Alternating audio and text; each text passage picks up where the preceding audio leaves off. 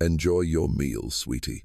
That was the familiar note Helen, the head chef in her 40s at the small family restaurant Rosemary's Table, always left behind. No matter how hectic her workday got, Helen always made time to prepare an extra small meal, usually a warm sandwich and a carton of milk, and place it in a brown paper bag behind the restaurant. The food came from her own daily portion. The recipient of this quiet gift was Evan. When Helen first met him, he was only 7, a small, gaunt boy with a mop of curly hair and hands chapped from the cold. She never pried, nor did she ever set any conditions. "I don't need to know why," she once told a grumbling manager. "I just need to know that no child should have to go to bed hungry." That was Helen, an ordinary woman with an extraordinary heart. Once, she asked him, "Where do you live, sweetie?" Evan just shook his head. "What about your mom?" He was silent for a long moment, then whispered, his voice like the wind slipping through a crack. "My mom passed away when I was 5. After his mother's death, Evan was sent to an orphanage, a place he would later recall had more beatings than hugs. He ran away. His life from then on was a grey fog, wandering through parks, sometimes sleeping beside homeless men, other times huddled in an old cardboard box under the awning of a closed pharmacy. That fog only began to lift when Helen appeared. She didn't ask questions or flinch at his grimy appearance. Instead, she started an unwavering routine. Twice a day, at noon and in the evening, a meal would be waiting at the back door, accompanied by a small note with the words, "Enjoy your meal, sweetie. Don't be afraid." To Evan, Helen was more than just a kind person. She was the reason he believed the world hadn't completely turned its back on him. Helen never told anyone about the boy. She didn't post about it, didn't mention it to her co-workers, and never asked her manager for permission. To Helen, this wasn't an act of charity to be celebrated by others. It was simply instinct, as natural as breathing. Every afternoon, while preparing meals for customers, she would quietly pack an extra sandwich with a little more meat, an extra slice of cheese, and a small carton of milk. Every evening, even on the busiest nights, she would find a moment to pack a warm dinner. Sometimes it was honey-glazed chicken, other times just toasted bread with vegetable soup, and always tucked inside was a small, handwritten note in her signature slanted script. "I had an extra egg today. Make sure you eat it all, sweetie." Or, "They say it's going to rain tonight. Find a dry place to sleep, okay?" Evan grew up on those notes. Every word, every fold in the brown paper bag was cherished and saved like a sacred relic. He never lingered, just ate in silence and then vanished. But the notes were always carefully folded and tucked into his pocket. Her kindness was completely unconditional, but it wasn't always understood. It stirred judgmental whispers in the kitchen, chatter that found its way to her. "She's feeding a stray. He's just going to get used to handouts. A dirty kid like that, loitering by the back door. It's bad for business if a customer sees him." The pressure came to a head when the manager pulled her aside with a blunt warning. "You could be fired for giving away food like this. This is a restaurant, not a soup kitchen." In the face of his words, Helen simply bowed her head, murmured an apology, and then did the exact same thing the next day. What kind of person, she thought to herself, could see a hungry child and just walk away? And so, it went for 10 long years. The world could change, time could fade everything else, but in that small space behind the restaurant, the scene remained the same. Helen, a paper bag, a gentle note, and a boy. Until one day, that constancy was broken. The boy didn't come. In his usual spot, he left behind a single, carefully folded note. "I need to go find a job now, Miss Helen. I'll try my best, just like you always did for me." From then on, the back door returned to its usual stillness. The boy was gone, and the brown paper bag never appeared in its familiar corner again. But what Helen saw as an ending for Evan was a beginning. The decision to leave hadn't come suddenly. It had been stirring for months. sparked when Evan caught his reflection in the glass of a closed storefront. He was no longer the skinny kid, shivering in the cold. Staring back at him was a 17-year-old young man whose shoulders were beginning to broaden and whose eyes no longer held a look of fear. He realized that each sandwich, each carton of milk, was no longer a salvation but was beginning to feel like the weight of his gratitude. He owed Helen not just for 10 years of food, but for a lifetime, and he understood that the greatest gift he could give her wasn't a simple thank you, but to become someone who no longer needed those secret meals. Her kindness had given him strength, and now it was time to use that strength to stand on his own 2 feet. That night, under the dim glow of a street light, he used the cleanest napkin he could find to write that promise. Every letter was an oath. That oath guided his steps, leading him away from the familiar corner of the alley and into a world of grease, metal, and relentless effort. A week later, hundreds of miles away in a dusty industrial park, Evan stood before a burly man with a goatee and grease-stained hands. His name was Henderson, the owner of a rundown auto repair shop. "What do you know about engines?"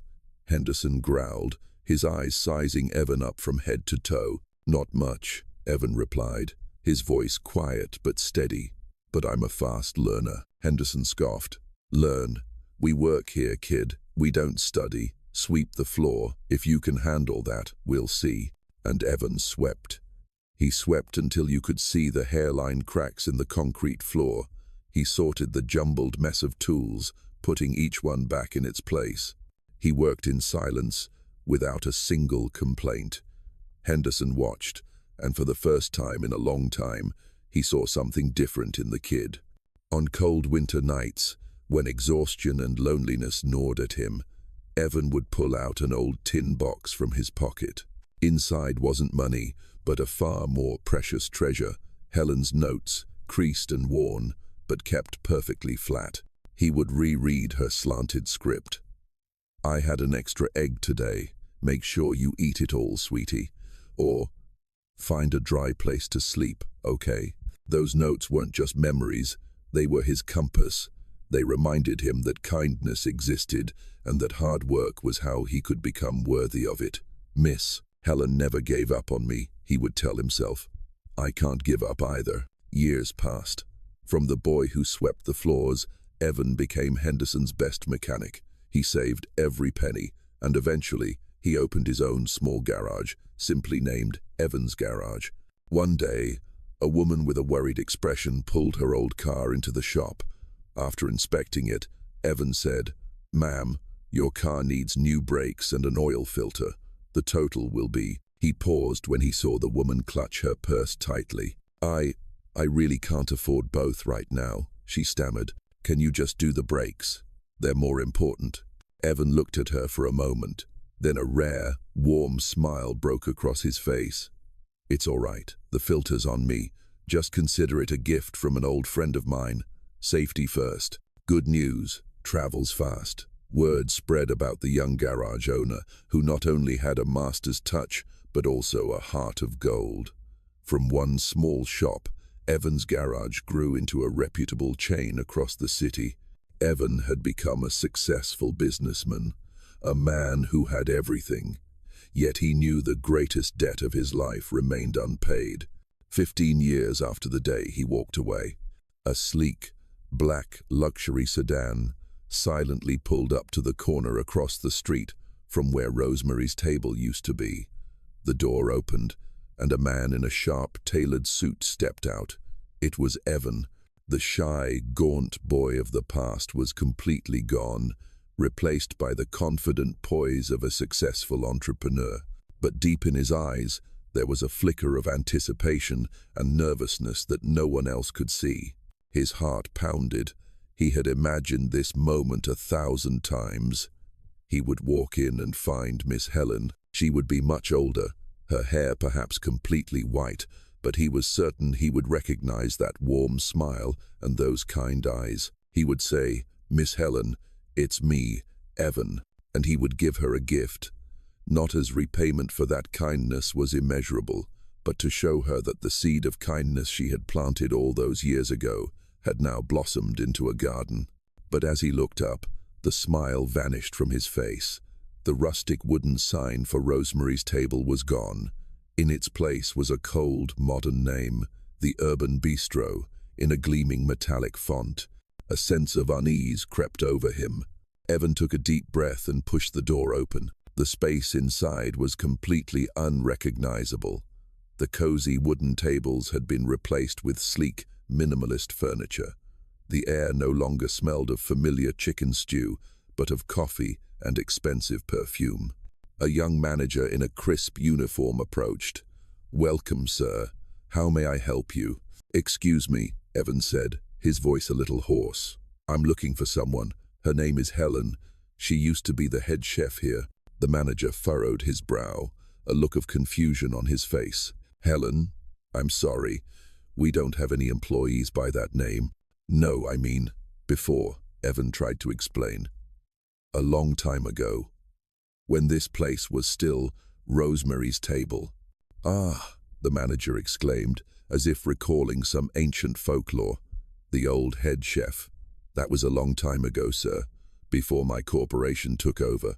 "So, she retired?" Evan asked, a fragile sliver of hope still flickering within him. The manager gave a faint, professional smile that lacked any warmth. "Not exactly. When our corporation took over, we needed a complete overhaul, modernize the menu, the style. She was, to be frank, a bit outdated." The word outdated struck Evan like a knife to the heart. The manager continued, his voice as monotone as a machine. "She was let go many years ago. As for where she went, we really wouldn't know. No one kept in touch." Evan felt his chest tighten. He managed to choke out a thank you and stumbled out of the restaurant. The midday sun was bright, but the world before him had suddenly turned grey. He leaned against his luxury car, the very symbol of the success he had worked his entire life to achieve, but now it felt meaningless. He had all the money in the world, yet he couldn't find the one person he wanted to repay. On pure instinct, Evan walked around to the alley behind the building. It had changed too. It was clean, empty, and cold. No more old dumpsters, no more lingering smell of food. The place where the boy named Evan had been given life was now just a soulless void. He stood there, staring into the emptiness, as disappointment and rage surged within him. Outdated, he gritted his teeth. They called her kindness outdated. It was in that moment of despair that an idea ignited in his mind. Powerful, clear. He couldn't find Helen, but he could find her legacy. He could prove to the world that her kindness was never, ever outdated. He lifted his head, his gaze fixed on the Urban Bistro sign with an ironclad determination. If he couldn't find Helen, he would bring Helen back to this place himself. Evan pulled out his expensive phone and dialed a familiar number. His voice rang out, sharp and without a hint of hesitation. "Hello, Mark. It's Evan. Find me the owner of the building that houses the Urban Bistro. Whatever the cost, I'm buying it." The person on the other end, his lawyer, sounded surprised. "Evan, that's a prime location. The price will be astronomical. Are you sure? The restaurant business isn't your expertise." "I'm not buying it to run a business," Evan replied, his gaze locked on the cold sign ahead. The negotiation was quicker and more expensive than he had imagined. The corporation that owned the building didn't want to sell, but Evan put a number on the table they couldn't refuse. He poured nearly the entire fortune he had painstakingly built over 15 years into it. His friends and partners all said he was crazy, but they didn't understand. For him, this wasn't a financial transaction. It was a pilgrimage back to the source of the kindness that had saved his life. The day the Urban Bistro sign was taken down, Evan stood there, arms crossed, watching in silence. He wasn't reminiscing about the past. He was rebuilding it. "Gut it all," he told the construction supervisor, his voice low and resolute. "I want it to feel warm. I want this place to feel like a home." And a home was built. The floors were laid with oak that creaked softly and familiarly underfoot. Rustic tables and chairs replaced the flashy furniture. But there was one special, sacred place, the corner of the kitchen where Helen had once stood. It was preserved exactly as it was, clean and gleaming, but always kept empty. Evan placed a small brass plaque there. No one was allowed to touch it. Curious customers would often lean in to read the elegantly engraved words, "Dedicated to Helen, the greatest chef." A few weeks later, the restaurant officially reopened. A new oak sign, with lettering Evan himself had carefully painted in white, hung solemnly above the entrance, Helen's Table. On opening day, there were no red ribbons, no champagne, no speeches. Evan simply threw the doors open at noon. The aroma of honey-glazed chicken and hot vegetable soup wafted out onto the sidewalk, a silent invitation. The homeless, the lonely elderly, and the stray children watched from a distance, hesitant. They couldn't believe it. How could a place this nice be for them? A young boy, as gaunt and grimy as Evan had once been, mustered the courage to approach. He pointed at the trays laden with food and whispered, "Sir, is this really free?" Evan, dressed in a crisp white apron, came out. He didn't stand tall, but knelt down to meet the boy's gaze at eye level. He smiled, a smile he had been saving for 15 years, and said, his voice warm and clear, "Yes, it is. Come on in. Eat your fill. Don't be afraid." In that moment, the circle was complete. The words that had once saved his life were now his to give. Helen's Table quickly became a magical place. Every day, hundreds of free meals were served. Evan didn't care about profit. He told his staff, whom he hired for their kind hearts, not their experience, "Our profit isn't in the cash register. It's in the empty plates and the full smiles." That is Helen's legacy. He hadn't found her, but he had turned her name into a beacon of kindness. He lit it every day, hoping that its light might one day guide his benefactor home. An act of kindness, no matter how quiet, has its own ripple effect. The story of Helen's Table began to get noticed. At first, it was just whispers among the neighborhood locals, then a blog post by a young woman who had stumbled upon the place. She wrote, "I saw a miracle today. A beautiful restaurant that doesn't sell food, but serves dignity. Its owner, a successful businessman named Evan, told me he was just paying back a debt to a woman named Helen, who saved him with meals in brown paper bags. He doesn't know where she is, but he built this restaurant to honor her kindness." That post, titled "Helen's Table, A Millionaire's Debt of Kindness," went viral. It was shared tens of thousands of times. Television stations came calling. The story of Evan and his mysterious benefactor became a heartwarming inspiration for the entire city. Far away, in a small, quiet apartment, an elderly woman was living a simple life. It was Helen. Her hair was now white as snow, and her hands were etched with the deep lines of time. After being fired, she had moved to a different neighborhood, working odd jobs to get by. She didn't use social media, and her old television was rarely turned on. One morning, her young neighbor knocked on the door, holding a tablet, her face beaming with excitement. "Miss Helen, you have to see this. Is this story about you?" Helen squinted at the screen. She saw a picture of a beautiful restaurant bearing her name. Then she read. She read about a young boy, about brown paper bags, about honey-glazed chicken, and about a successful man named Evan. Her hands began to tremble. The tablet nearly slipped from her grasp. Evan, that name, that little boy. Her old heart began to pound, stronger than it had in years. Could it really be him? The next day, Helen put on her finest sweater and took a bus downtown. She stood on the opposite side of the street, staring at the oak sign, "Helen's Table." Tears streamed down her face.